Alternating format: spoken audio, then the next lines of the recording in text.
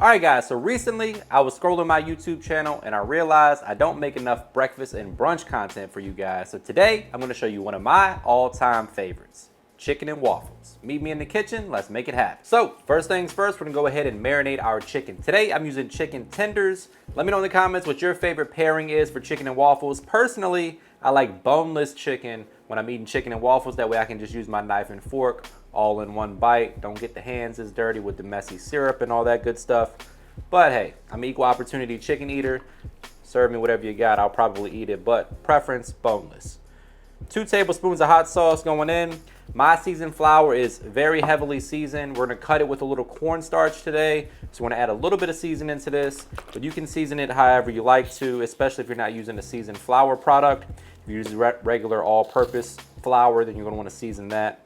We're also gonna add in a little garlic and herb seasoning. You know, garlic, herbs, those things pair nicely with poultry. And then 1 quart of buttermilk.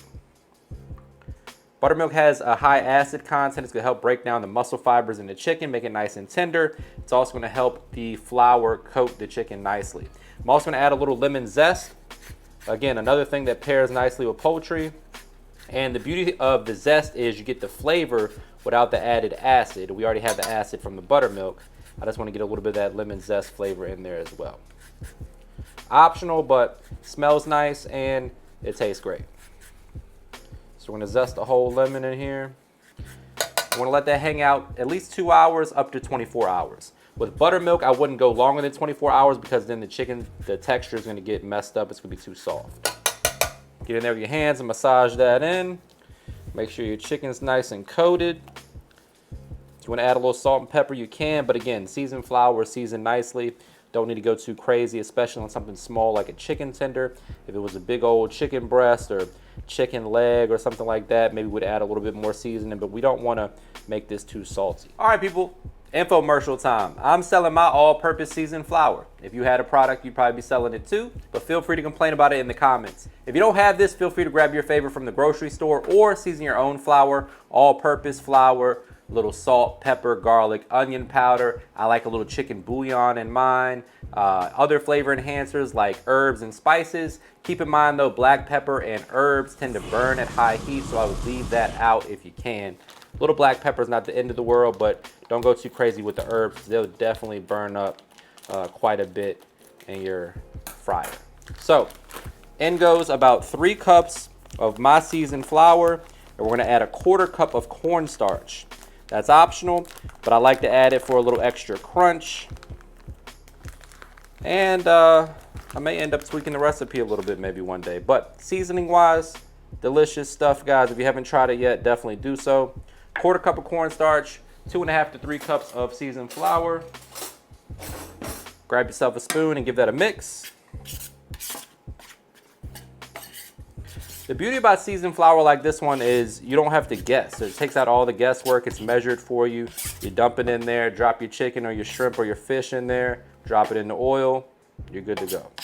Next up, it's time to go ahead and get our dry ingredients together. Here we have 2 cups of all-purpose flour. To that, we're gonna add our white sugar. Next goes the baking powder. Nice hefty pinch of salt, maybe 2 pinches. Break out the whisk and mix the dry ingredients together. In a separate mixing bowl, we'll mix our wet ingredients and then combine the wet into the dry, making our waffle mix. Now, if you're feeling lazy, go ahead and grab yourself some waffle mix from the grocery store. A little bit of a difference, not a big one to be honest. Typically when I'm making this at home, I just use the waffle mix that I have, but I'm trying to show off for you guys a little bit and show you guys how to make it from scratch. No added BS in there that you can get from the grocery store. A little bit better for you, I guess. So there is your dry ingredients there. Set that off to the side. We have a 1/2 stick of melted butter, 2 beaten eggs, and then 1 3/4 cup of milk. Break out the whisk again. Give that a good little mix, and then 2 teaspoons of vanilla extract that we're gonna eyeball.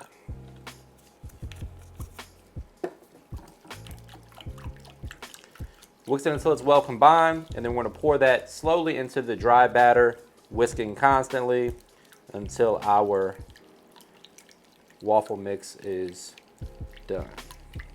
Now it's time to go ahead and add the wet to the dry. A little bit at a time, guys. It's a slow, steady stream. Keep that whisk moving until it's all in there. You guys know what waffle batter or pancake batter looks like, so ensure that it's that consistency. No lumps. It can be a little bit lumpy. That'll work itself out in the waffle iron. But you want it to be relatively smooth. This looks a little too thin to me. All right, guys, now for a little razzle dazzle, I'm gonna add a bourbon cream sauce to pair nicely with our waffle. And maybe even the chicken, if you like sweet chicken. Super simple ingredients: half stick of butter, half cup of white sugar, a shot of bourbon, and a teaspoon of vanilla extract. Pinch of salt. Whisk it for 3 or 4 minutes until it comes together and thickens up. And we're gonna put that at the bottom of our plate. Plate the waffles on top of that. Chicken on top of the waffles. A little powdered sugar. Can't go wrong. Medium heat until the butter melts. Then we're gonna add in our sugar. Then we're gonna add our shot of bourbon. Be a little careful when you add the bourbon. It shouldn't flame up on you, but if it does, it'll burn off real quickly. It's called flambe. But don't burn your house down. To offset that, you can turn the heat down a little bit. You'll be just fine. Don't be scared. Half cup of sugar. Mix that in with your butter. Teaspoon of vanilla extract. That smells delightful. The good stuff. A little bourbon. Half shot for the chef.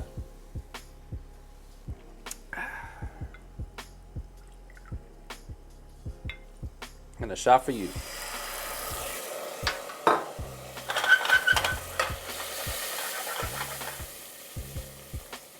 Give that a mix, let that cook down for 3 to 4 minutes. Pinch of salt at the end, and you're good as gold. Next up is our breading station. For that, you're gonna need a baking sheet of some sort or a plate, your flour, and your chicken. This has been marinating for a few hours. We're gonna drain off any excess buttermilk right into that perfectly seasoned flour. Then we'll let that hang out on our baking sheet until the oil comes up to 350 degrees. This is important. Go ahead and get some stuff all over yourself. That's why the aprons are here. But this is important because you want the flour to have some time to adhere to the chicken. That's gonna result in a crispy and juicy end product. So that's what we're going with. We're gonna go ahead and use our hands to kind of press that flour in there. So don't be shy to kind of get in there and roll it around a little bit. Make sure that it's adequately coated, like so.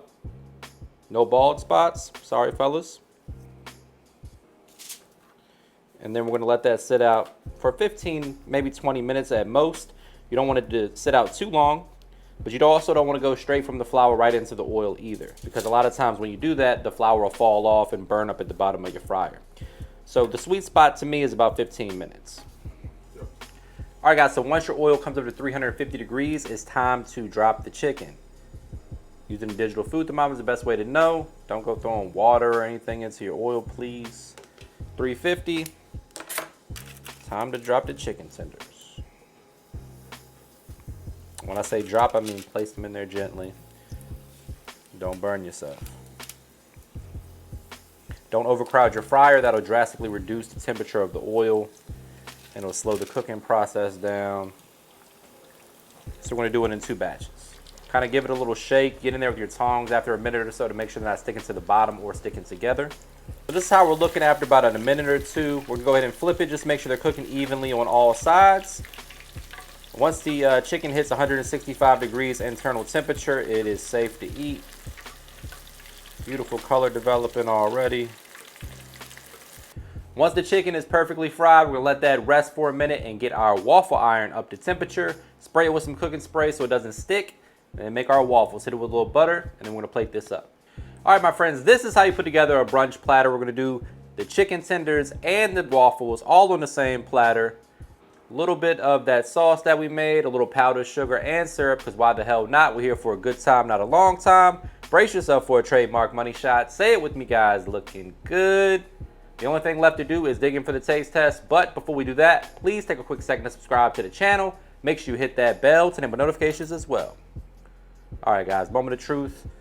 I haven't eaten all day, so we're gonna get us some of this waffle with that bourbon cream sauce. A little crispy chicken.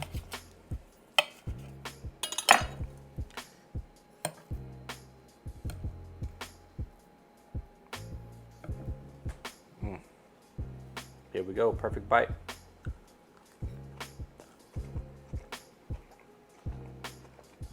Oh my God.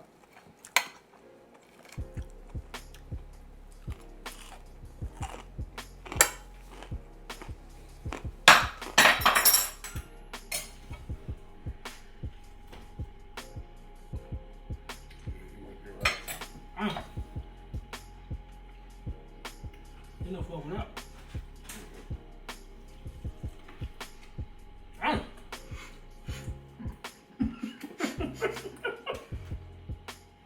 Gotta slap your mama after this one. Oh man. I might have to step off on